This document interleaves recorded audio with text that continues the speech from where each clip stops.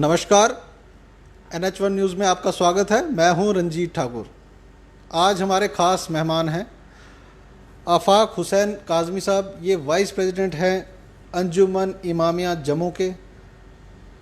महज 2 दिन रह गए हैं ईद को, मगर जम्मू के बाज़ारों में और जो मंडियां यहां पर लगती हैं वहां की रिपोर्ट आज हमने आपको सुबह दिखाई थी। काफ़ी कम रश है, लोग इतने बढ़ चढ़ कर सामने नहीं आ रहे हैं। आज हम काज़मी साहब से जानेंगे कि इस बार की ईद जो है वो कोरोना वायरस के चलते किस प्रकार से अलग होने वाली है। काज़मी साहब, आपका स्वागत है। जी, बहुत बहुत शुक्रिया आपका कि आपने मुझे यहाँ बुलाया अपने स्टूडियो में। ईद के सिलसिले में मैं ये अर्ज़ करूँ कि ये जो बकरीद इसको कहलाती है, ये बकरीद का एक बहुत बड़ा महत्व है, बहुत इसकी मानता है। ये मतलब बहुत आज से तकरीबन 2000 साल पहले या उससे भी मेरे ख्याल में ज़्यादा हज़रत इब्राहीम अलैहिस्सलाम जो थे, हमारे नबी थे, पैगंबर थे, मैसेंजर थे, उनके नाम से और उनके बेटे के नाम से ये मंसूब है इस ईद को। उसकी तफसील में ना जाते हुए मैं आपको ये बता दूं कि ये जो बकरीद है इस बार भी जो पिछले ईद उल फितर गुज़री है कोविड-19 के मतलब उसके ज़ुम्मे हो गई है, उसके सिरे चढ़ गई है, मगर मजबूरी है, क्या करें। देखिए, हिंदुस्तान में कोविड-19 के 15 लाख से ऊपर केसेस हो गए हैं। अगर हम लोग गवर्नमेंट के साथ और हुकूमत के साथ और ऑर्गेनाइजेशंस के साथ अगर ताउन ना करें तो ये हमारे लिए एक बहुत बड़ा नुकसान का बायस बन सकता है, जैसा कि बन रहा है, जैसे कि इस वक्त हालात हैं। जैसा कि आपने कहा कि बाज़ारों में ईद की रौनक बहुत कम है, यकीनन बहुत कम है। जो लोग कुर्बानी देना चाह रहे थे वो लोग इस बार थोड़ा सा पीछे हट गए हैं, क्योंकि कुर्बानी की भी हुकूमत ने गाइडलाइन की है कि कोई लोग जो है कुर्बानी जो है वो खुले में नहीं कर सकते हैं, बाहर नहीं कर सकते हैं। कुछ लोग पहले इज्तिमाई कुर्बानियाँ करते थे, मतलब 5-10 लोग इकट्ठे होकर किसी जगह पे या किसी खुली जगह में कुर्बानी करते थे, उसके लिए पाबंदी है, क्योंकि कई लोगों के घरों में जगह नहीं होती थी बकरे को ज़बह करने के लिए। तो वो पाबंदी जो है वो हुकूमत की तरफ से इस बार इस मसले में पाबंदी है। लिहाजा इसको देखते हुए बहुत से लोग जो हैं वो कुर्बानी से पीछे दरेक कर रहे हैं, और उसके हो सकता है कुछ लोगों ने इसका जो पैसा है या इसका जो हदिया बनता है वो किसी और जगह पे ख़र्च कर दिया हो। कुछ ऐसा भी सुनने में आ रहा है। बाज़ारों में बहुत कम रौनक है, लोग बहुत कम बाहर निकलेंगे। अब ये लॉकडाउन जो है, ये जो सिस्टम चल रहा है, इसके तहत फ्राइडे सैटरडे और संडे को तो लॉकडाउन होता है, मगर उसके लिए अभी गवर्नमेंट की कोई गाइडलाइन आई नहीं है कि क्या सैटरडे को खुला रहेगा या बंद रहेगा। अगर तो बिल्कुल लॉकडाउन हुआ तो फिर बिल्कुल ये समझिए कि घर जो ईद है वो घर की 4 दीवारी में ही होगी, उसमें तो बाहर जाने का कोई सवाल ही नहीं है। तो हमें ये चाहिए कि हुकूमत की जो गाइडलाइन है, हुकूमत की जो वक्तन जो उनके अहकामात हैं उनके ऊपर हम अमल करें। ये हमारे लिए भी बेहतर है, हमारे समाज के लिए भी बेहतर है। ईदें तो आती रहती हैं, अगर ज़िंदगी रही तो अगले साल इससे भी ज़्यादा हम सब लोग मिल के, हमारे जम्मू को ये फ़ख्र हासिल है कि हम कोई भी त्यौहार हो, चाहे ईद हो, मुहर्रम हो, दिवाली हो, बैसाखी हो, दशहरा हो, रामनवमी का जुलूस हो, गुरपुरब का जुलूस हो, हम सब लोग इकट्ठे मिल के करते हैं। हमारे जम्मू को ये फ़ख्र हासिल है कि हम कम से कम ये जो फ़िरका बंदी है, ये जो फितना है, ये जो फ़िरका बंदी का, हम इससे थोड़ा दूर हैं। और वक़्त का तकाज़ा ये है कि इन हालात में आपस में मिल के ही रहना जो है वो बेहतर चीज़ होती है। तो इंशाअल्लाह अगर ज़िंदगी रही तो आइंदा ईदें जो हैं वो आती रहेंगी। सिर्फ ज़िंदगी रहनी चाहिए। इस कोविड-19 को देखते हुए पता नहीं कब किसी को क्या हो जाए, जैसे कि हालात चल रहे हैं। तो बाज़ारों की जो रौनकें हैं वाकई बहुत बहुत कम हैं। बहुत फीकी ईद आप समझिए, अगर दूसरे लफ्ज़ों में ये कहा जाए कि बहुत फीकी ईद होगी। तो मैं सर आपसे एक चीज़ जानना चाहूँगा कि जिस तरीके से हमने भी कई लोगों से बात की ऑफ द रिकॉर्ड, कुछ लोगों का मानना है कि इस समय ईद का वक्त था, ये बहुत बड़ा उनके लिए होता है। जो लोग इस पर मानने वाले हैं इस समय कहते थे कि वो खोल देने चाहिए रिलीजियस प्लेसेस। आपका क्या इस पे, बीइंग ए सीनियर मोस्ट, आपको क्या लगता है कि इस पे जो गवर्नमेंट की हुकूमत ने जो फ़ैसला लिया है वो दुरुस्त है? जी हाँ, हुकूमत ने जो फ़ैसले लिए हैं, चाहे हमारी यूटी गवर्नमेंट हो या सेंटर की गवर्नमेंट हो, ईद के मसले में जो फ़ैसले लिए हैं, पिछली ईद को भी जो उन्होंने लिया था या जो अब भी लिया है, या जो बाकी त्यौहार अभी गुजरे हैं, अभी ईद के साथ ही दूसरे दिन रक्षाबंधन भी आ रहा है, ये सब चीज़ें जो हैं ये को कनेक्टेड हैं सारी चीज़ें। जितने भी त्यौहार हैं, अब ये पीछे कितने काफ़ी त्यौहार गुजरे हैं हमारे मतलब हिंदू भाइयों के, उनमें भी यही था, लॉकडाउन था और कोई किसी किस्म का कोई सेलिब्रेशन नहीं थी। सबसे बड़ी बात यह है कि यात्रा कैंसिल हो गई। अमरनाथ जी की, श्री अमरनाथ जी की जो यात्रा थी वो कैंसिल हो गई, जो कि एक बहुत बड़ा महत्व है, बहुत बड़ा एक तीर्थ है, और जो हाँ हिंदुस्तान से नहीं बल्कि बाहर से भी लोग आते हैं उसकी यात्रा के लिए। वो तक अगर कैंसिल हो गई है तो फिर हमें गवर्नमेंट के साथ इस मसले में ताउन करना चाहिए। हमें गवर्नमेंट के साथ इन मसाइल में उनकी जो गाइडलाइन है वक्तन फ़ौक्तन जो आती है वो हमारे बेहतरी के लिए है, उसके ऊपर चलने की कोशिश करनी चाहिए। तो इस समय आपको क्या लगता है कि जो फाइनेंशियल जो क्रंच है मार्केट में और जो लोगों पे जो बर्डन है, जो जेब में पैसा लोगों के पास नहीं है, उसको लेकर क्या कहेंगे आपकी कोरोना वायरस ने कितनी कमर तोड़ी है लोगों की?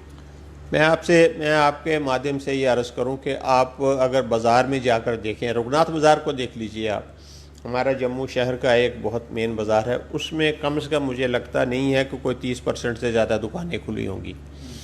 बहुत सी दो ड्राई फ्रूट्स की दुकान है वो बंद हैं, जो दूसरी किस्म की दुकानें हैं वो बंद हैं। इससे आप अंदाज़ा लगा लीजिए कि फाइनेंशियल क्रंच कितना है।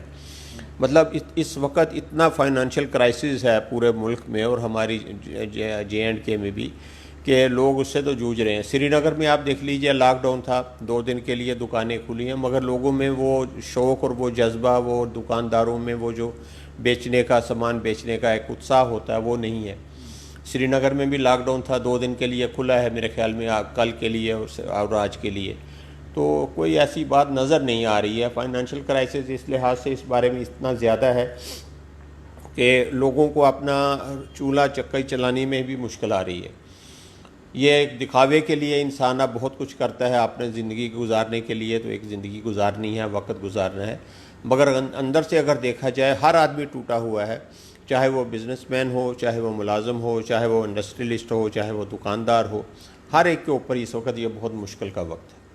तो गवर्नमेंट जो स्टेप ले रही है, जिस तरीके से अलग अलग रिलीजियस हमारे अदारे हैं जो मानने वाले हैं अपने अलग अलग अपने धर्म को, उसको गवर्नमेंट को किस तरीके से सपोर्ट करनी चाहिए? ये समय वो किस तरीके से अपना कंट्रीब्यूट कर सकते हैं कि वो गवर्नमेंट के साथ शाना बशाना खड़े हों, वो पिलर बने, ताकि गवर्नमेंट को थोड़ा सा कहीं ना कहीं कॉन्फिडेंस बूस्ट हो उनका?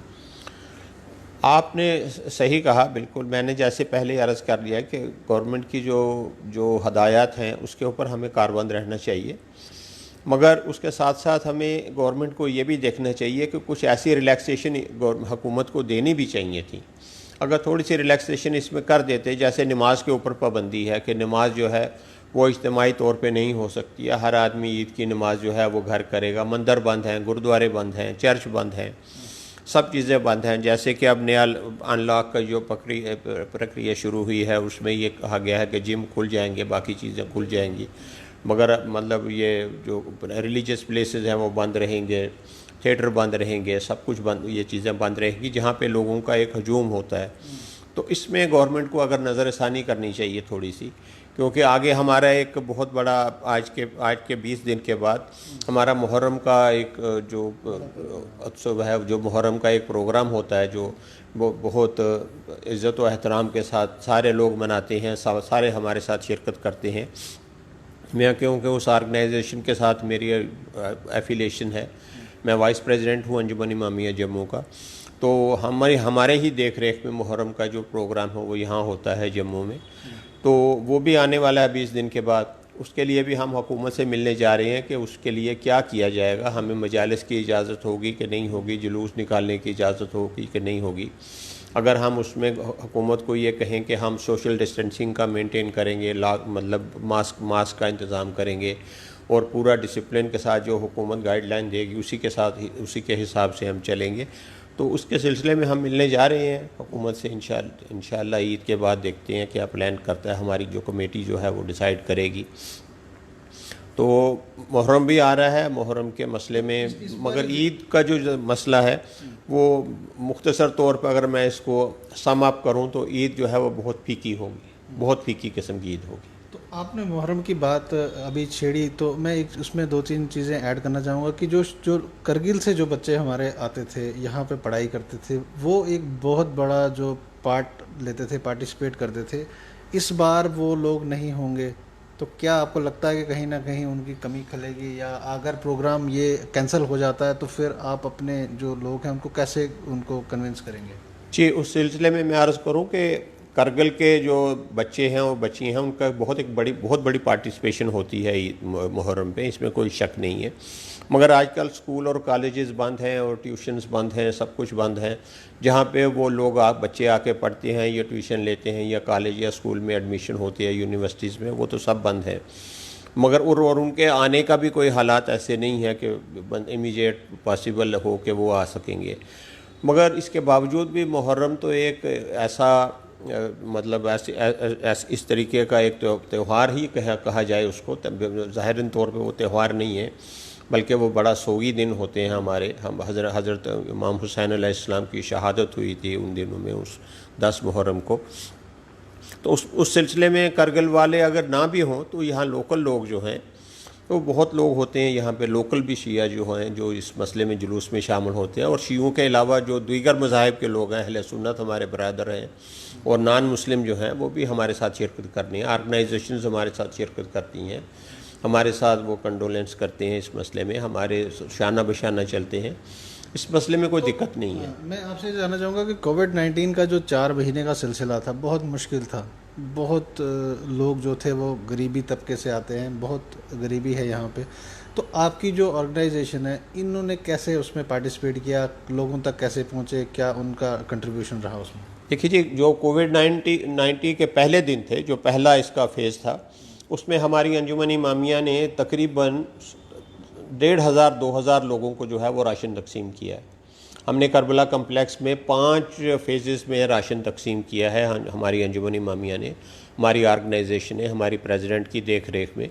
और उसमें हमने बहुत से जो जम्मू के सीनियर्स हैं, जो गवर्नमेंट के ऑफिसर्स हैं, गवर्नमेंट के ऑफिशियल्स हैं, उनको भी बुलाया है, और अपने सीनियर लोगों को भी बुला के हमने तकरीबन मतलब ये आपको मैं बता दूं कि ग्राउंड लेवल पे जो लोग काम करते थे, जो बिलो पावर्टी लाइन थे, उन लोगों में राशन की तकसीम की है। और प्रॉपर राशन, ये नहीं है कि खाली आटा और चावल दे दिया हमने प्रॉपर राशन तकसीम करके अपनी ऑर्गेनाइजेशन की तरफ से उन लोगों को हेल्प करने की कोशिश किया जितना हम कर सकते थे।